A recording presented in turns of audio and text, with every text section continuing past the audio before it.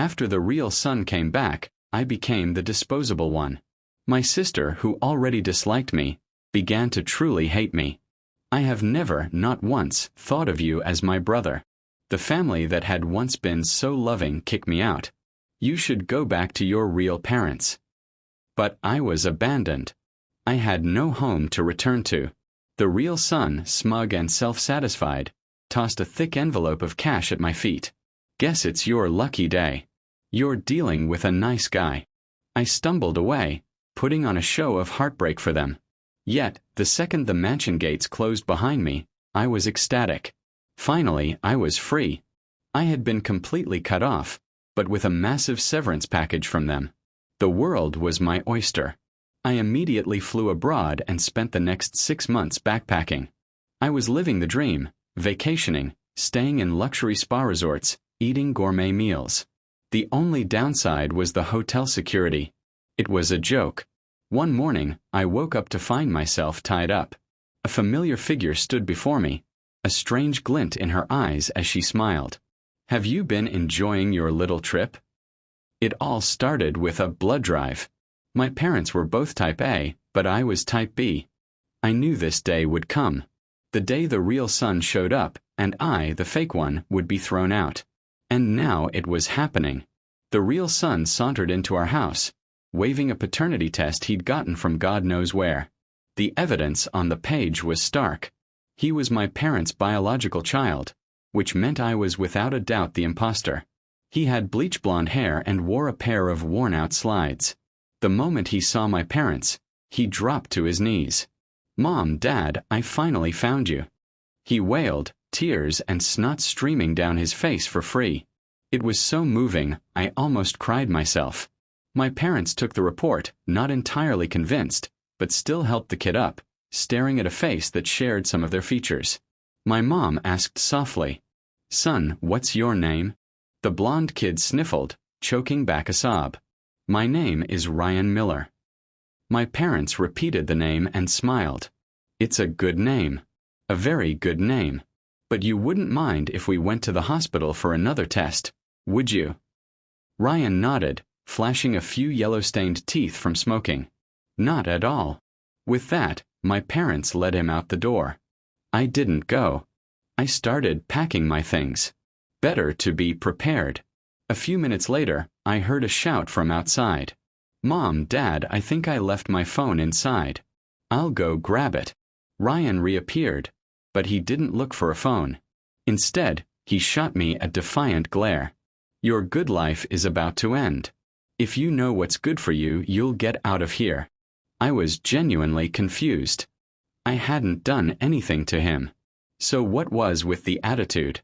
It wasn't my fault his life had sucked until now. I was the one who'd been abandoned by my birth parents and left at an orphanage before the Scots adopted me. This wasn't some cheesy TV drama where the nanny secretly swaps her baby with the rich family's heir.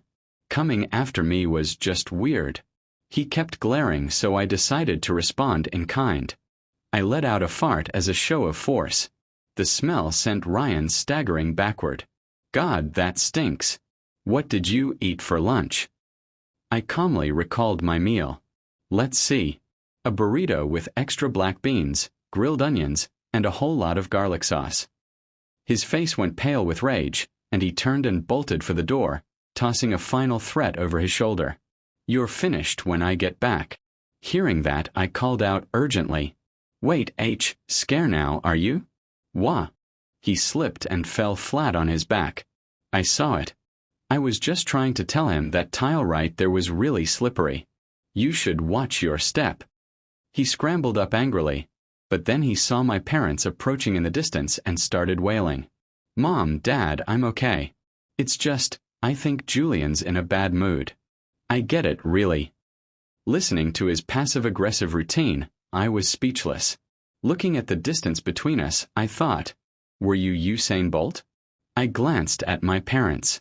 They both sighed, looking tired, and helped Ryan up. We saw the whole thing. Ryan's pitiful act faltered, and his face turned bright red. "Oh, that I was just, joking around. You believe me, right?" My parents exchanged a look, then gave an awkward laugh. "Maybe. Let's not tell those kinds of jokes anymore. You could get hurt. Mortified, Ryan hurried away. I just sighed and went back to packing my things. The only person you can ever truly rely on is yourself. With the power of money, the new test results came back quickly. Sure enough, Ryan Miller was my parents' biological son, the true heir to the Scott family fortune. When they heard the news, my parents' faces lit up with joy. Even my older sister, Victoria, the Ice Queen CEO, always too busy at the office, rushed home after getting their call. She stared at the paternity report with a look of delighted surprise.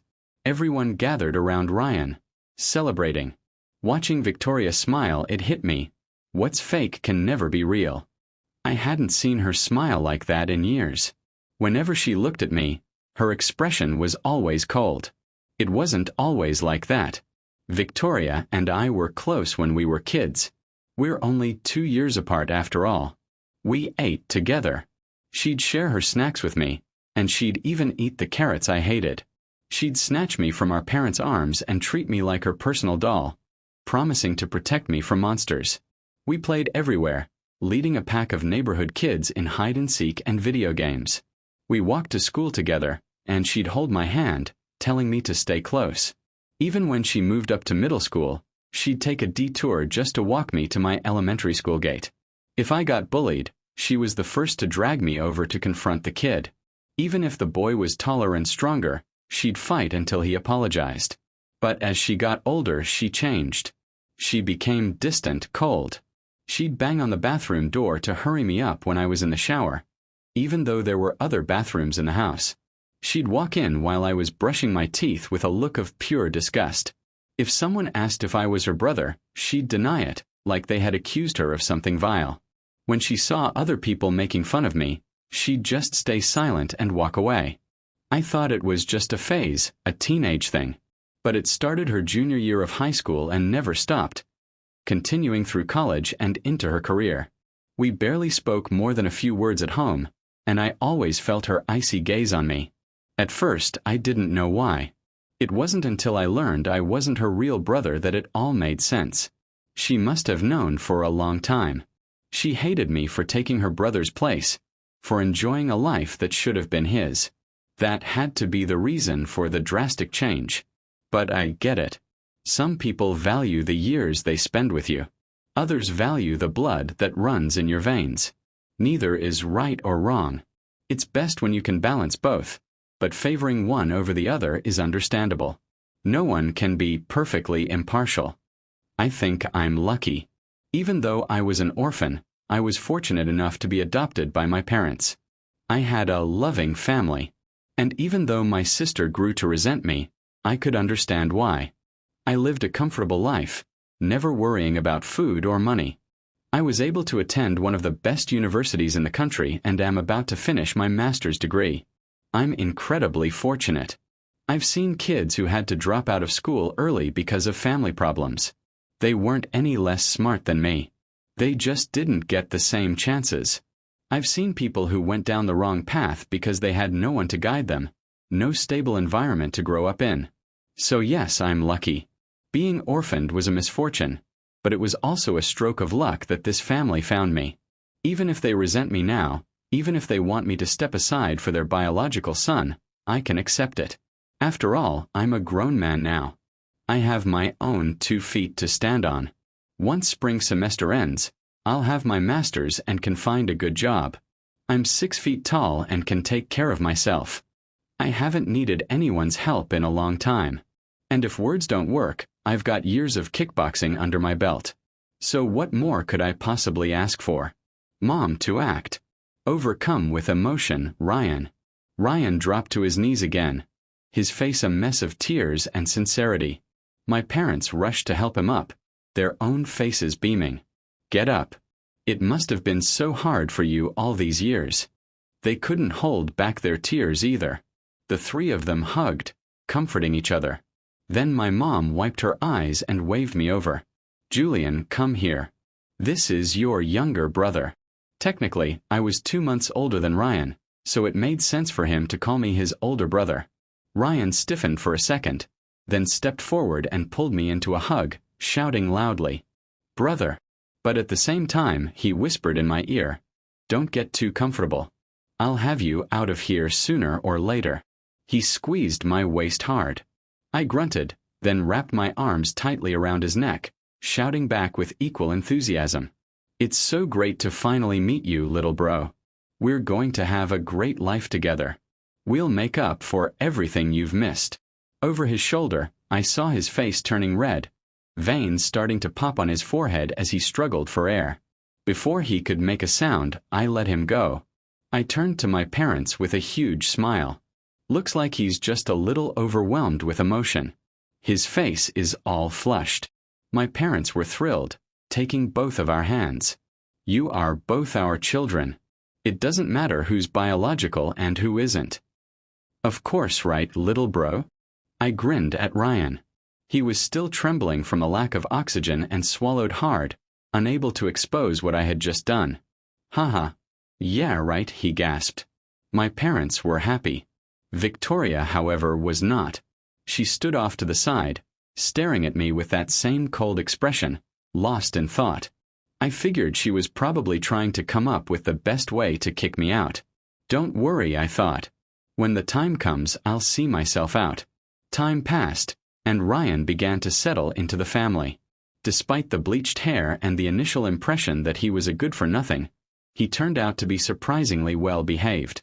He even knew how to cook, having apparently gone to culinary school after high school. He was pretty good at it, too. The food he made was delicious. The story of how the real son was lost was a typical one, a kidnapping. He had been just over 2 years old, playing outside. In the blink of an eye, a kidnapper snatched him. Back then, investigative techniques were limited, and there weren't cameras on every corner like today.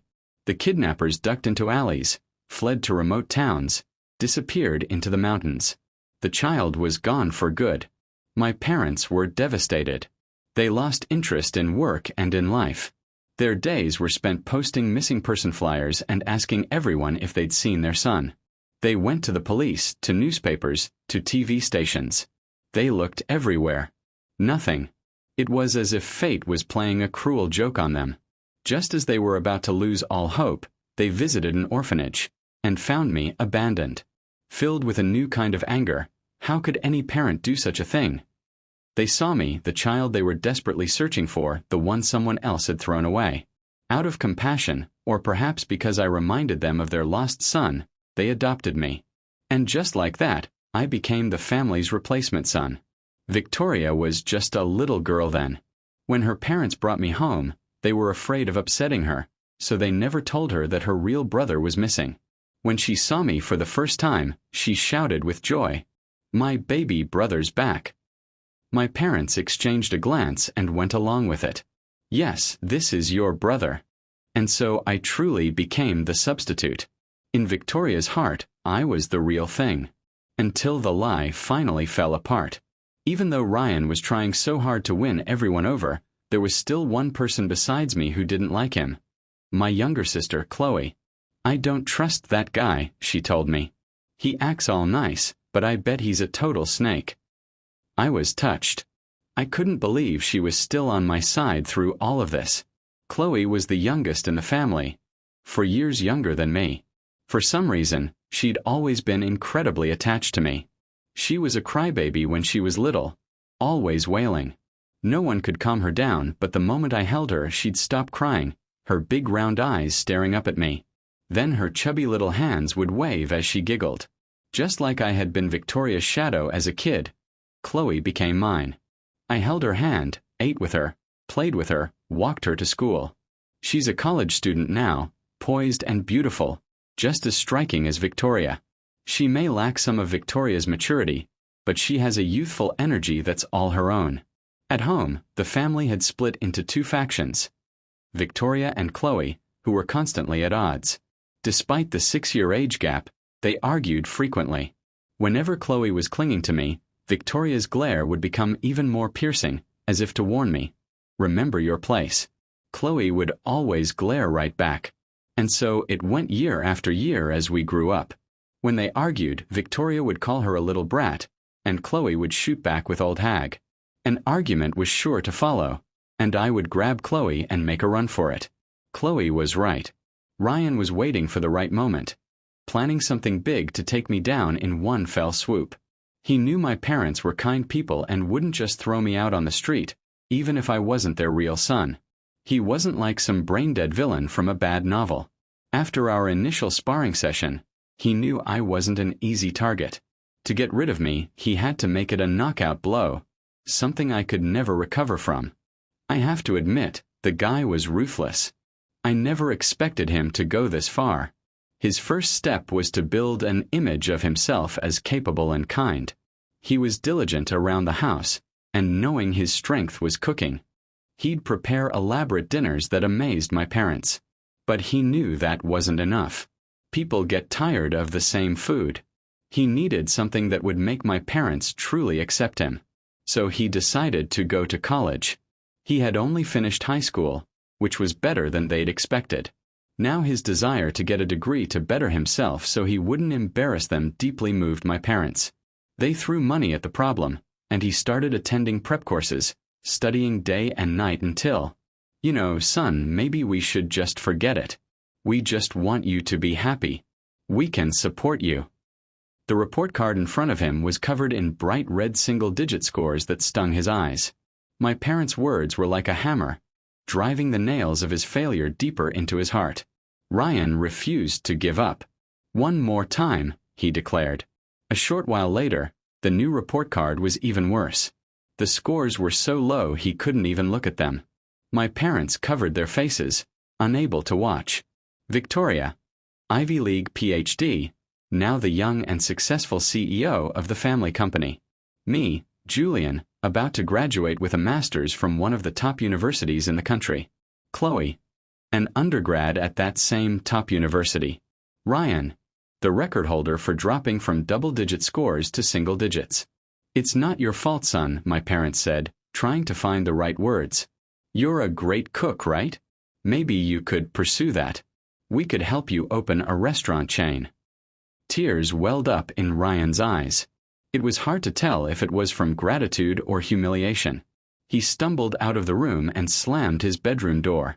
We could hear muffled sobs from inside. Maybe he wasn't unintelligent. With parents as brilliant as ours, he must have inherited some good genes. But his upbringing had been so different that he just couldn't catch up in such a short time. That plan failed, but it didn't weaken his resolve.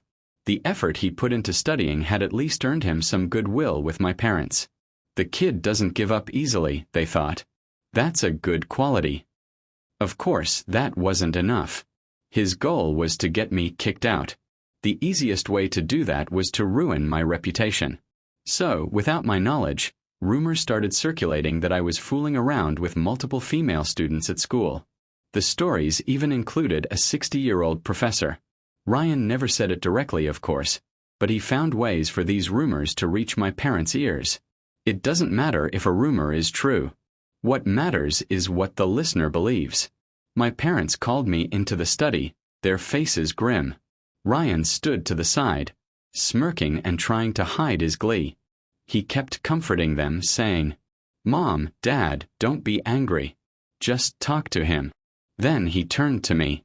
"Julian, don't blame them. They're just worried about you." I gave him a look, then faced my parents. It's true. I did it all. Ryan's jaw dropped.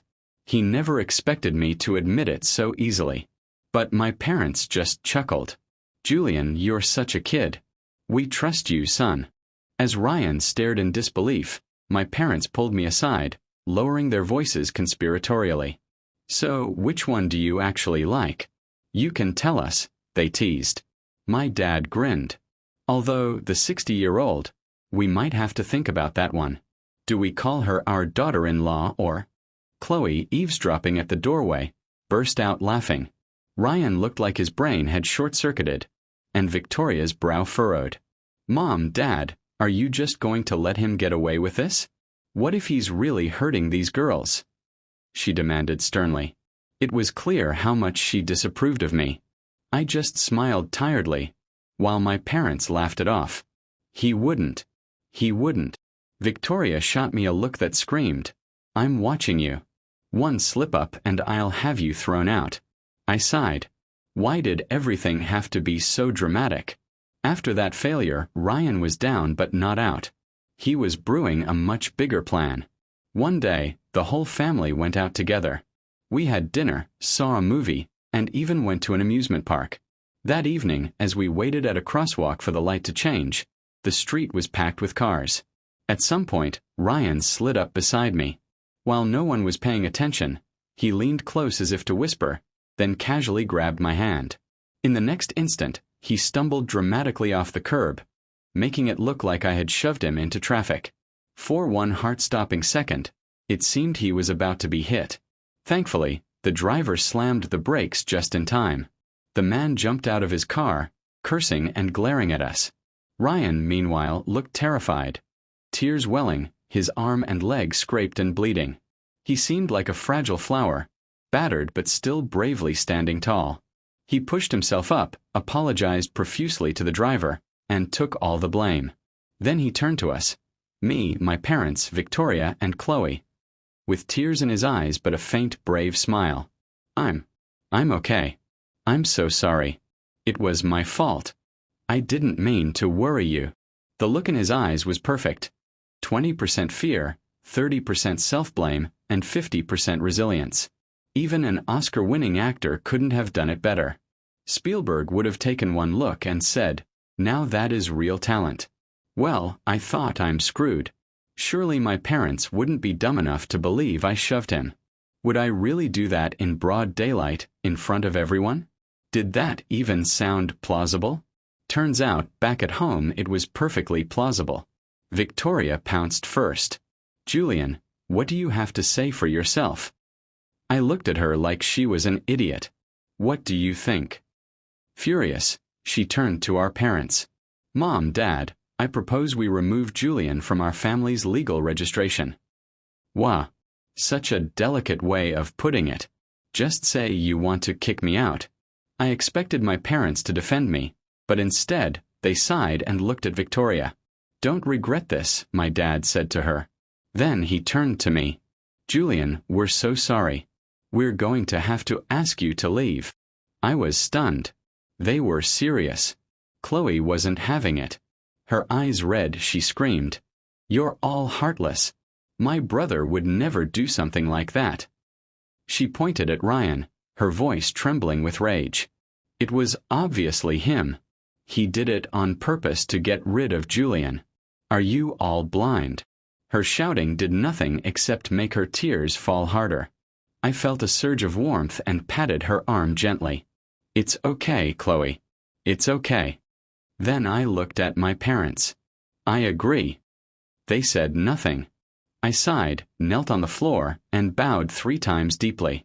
"Thank you for raising me, for everything." After the third bow, I stood, grabbed the suitcase I had already packed, and headed for the door.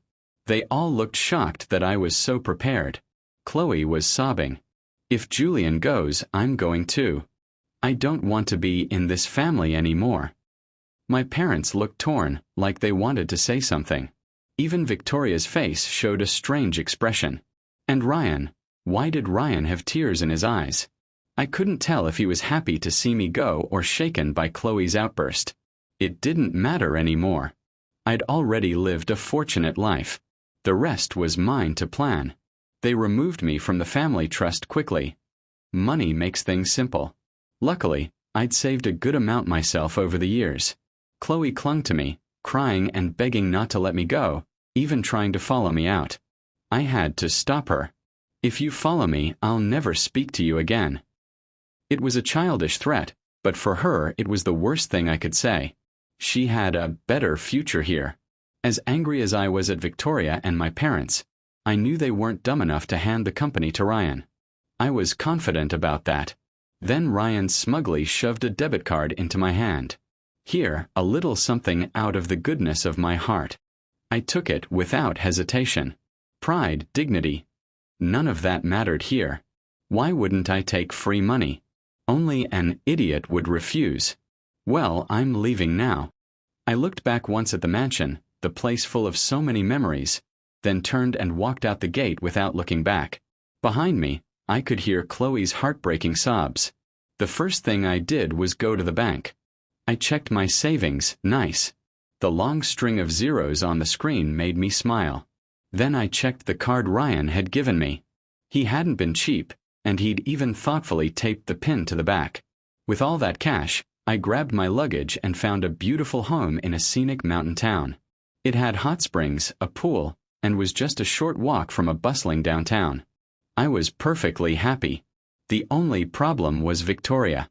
She kept showing up to provoke me, getting under my skin, then crashing at my place and refusing to leave. She'd bring gourmet breakfasts to tempt me, wear revealing swimsuits to drive me out of my own pool, and constantly ask for my opinion on outfits she claimed were for some new boyfriend. Because she had been kind to me when we were kids, I put up with it. The good memories balanced out the infuriating present. I was annoyed, but not hateful. But then the whole family started treating my new home like a resort. Chloe was there every day, clinging to me. The verbal sparring between her and Victoria gave me constant headaches. My parents, probably feeling guilty, would show up pretending to be on vacation just to check on me. And Ryan, probably high on his victory, started appearing too, always with that smug, obnoxious grin. Fine. If I couldn't have peace here, I'd find it somewhere else. I decided to leave the country. It was time for a real break, away from soap opera twists. No more real sun framing me. No more parents wringing their hands in regret. I booked a flight, got a new phone, and prepared to disappear. Hopefully, none of that drama would follow me. Everything was set. The only thing I forgot was how resourceful some people could be. Well, hello there. You look familiar.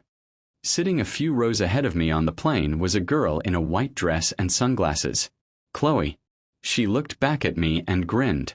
Well, look at you, handsome. Fine, I said. For the compliment, you can come. And so we traveled the world, visiting countless countries. Amsterdam, Iceland, New York, Las Vegas, South Korea, Japan, Singapore, you name it. We went skiing, stood in real-life anime locations in Japan, saw the Eiffel Tower, floated through Venice's canals, marveled at Yellowstone, and watched the Northern Lights in Iceland. Chloe was glued to my side. Knowing I wasn't her biological brother didn't make her back off. It made her even more shameless. I just sighed and let her do her thing. We rode wild horses, crossed vast plains, trekked through deserts, and explored the ruins of Egypt.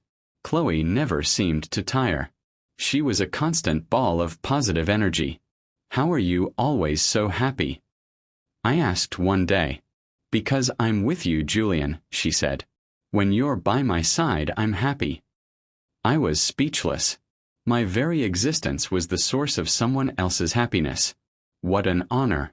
In South Korea, we stumbled into a K-pop concert. In the middle of a screaming crowd, Chloe cupped her hands around her mouth and yelled. Chloe once joked in a cafe that I was as handsome as my brother. Thankfully, nobody there understood English. We drifted like dandelion seeds, floating from one place to the next, finally landing in a seaside hotel in Singapore.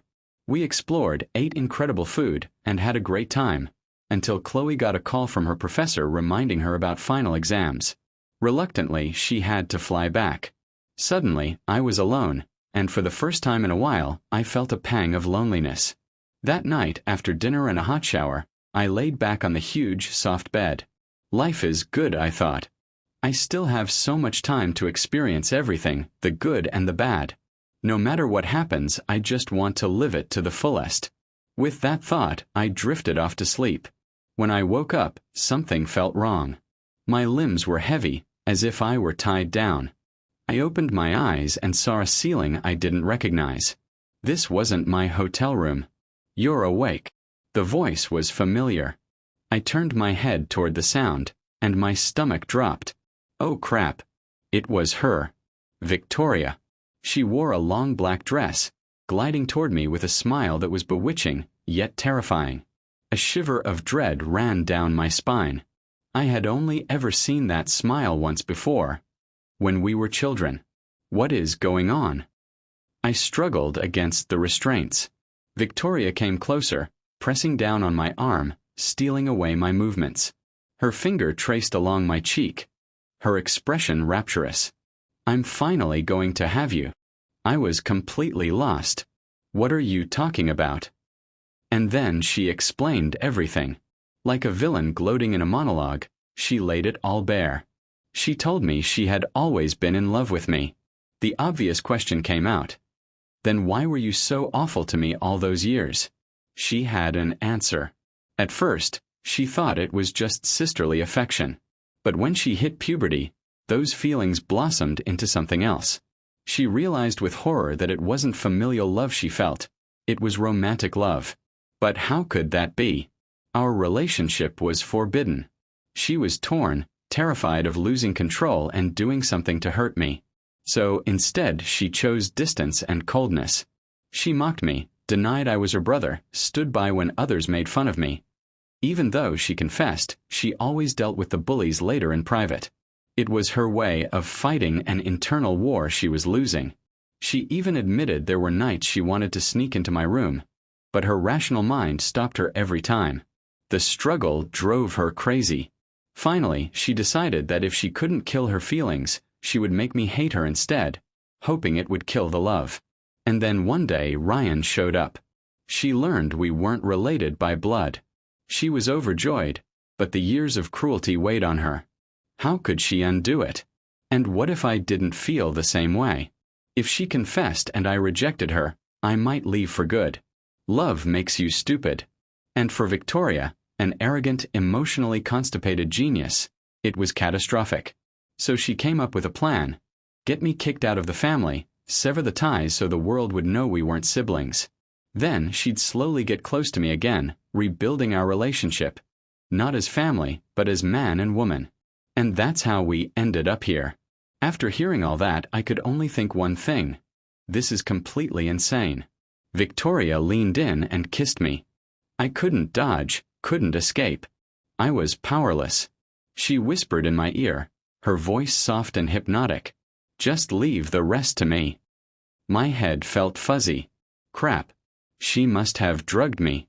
I'm so screwed, I thought, as my consciousness faded away. That night, I dreamed we were kids again, eating grapes. We peeled back the dark skin to reveal the beautiful translucent fruit inside. They were so sweet. When I woke again, every muscle in my body ached. I heard Chloe's voice. Julian, you're finally awake. It's all that evil woman's fault. Chloe threw herself into my arms. My body felt like it might fall apart, but I stroked her hair, noticing her scent was incredibly familiar, like I had just smelled it moments ago. I glanced to the side. Victoria sat quietly in a chair, saying nothing. What the hell happened? I looked at Chloe, confused. She turned and ordered Victoria around. Go get my brother something to eat. Victoria looked at me with longing, then at Chloe with jealousy and resentment. But she obeyed. She got up to prepare food. Chloe turned back, smug and triumphant. Apparently, while I was unconscious, some kind of deal had been struck.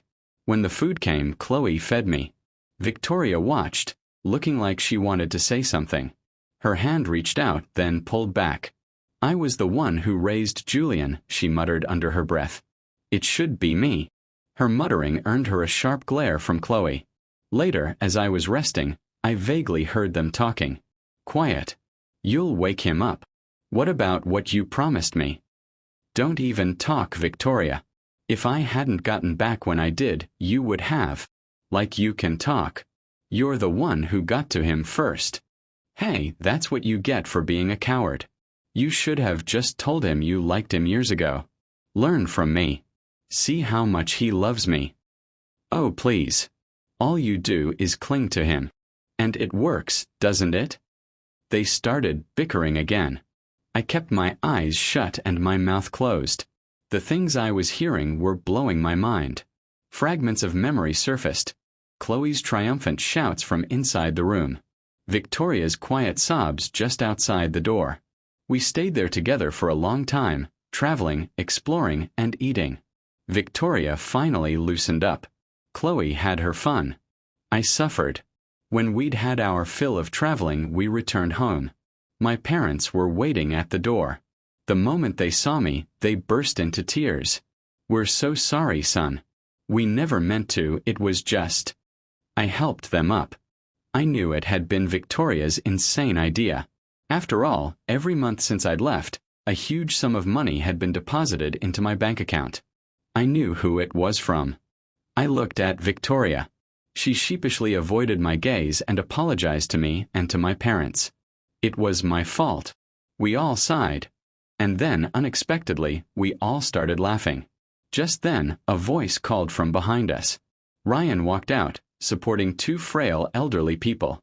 "I'm so sorry," he cried, dropping to his knees, bowing his head to the ground over and over. The old couple tried to kneel too, but I stopped them. I had already looked into it. They were Ryan's adoptive parents. They were seriously ill, and Ryan had sold everything he owned, but it wasn't enough to cover the bills. That was why he showed up for the DNA test. If not for that, he might never have come looking for his biological family. His adoptive parents were kind people who had even sponsored other children's educations. He loved them dearly. To him, the life they shared was what truly mattered. When he came to our family, he saw how well my parents treated me. But he desperately needed the money. He didn't know how much the treatments would cost, and he worried that my presence as the fake son would make him, the real son, seem worthless. He was terrified my parents would resent him and kick him out before he could save his adoptive parents. So, in a twisted act of desperation, he came up with a plan. The driver in the street had been paid off. It was all staged. He never knew my parents were in on it. Playing along with Victoria's scheme. Money had already been wired to his adoptive parents. They were receiving the best care. I'm despicable. I'm a horrible person. I'm scum. He sobbed, slapping his face until it was red and swollen, tears streaming. His adoptive parents cried too, blaming themselves. Seeing this, I sighed. "I won't press charges. But you're not getting off scot-free. You're going to perform 100 substantial acts of kindness. I'll be checking your progress, and there will be penalties if you fail." He cried and laughed at once, nodding, his forehead bleeding from bowing. I sighed again. What a mess. If everyone had just been honest from the start, none of this would have happened. Years later, I brought it up again. "You guys agree, right?" I looked over at Victoria and Chloe, their bellies swollen and round. They heard my question and smiled brightly. "Yes, dear. We agree." See, I was right. They agreed.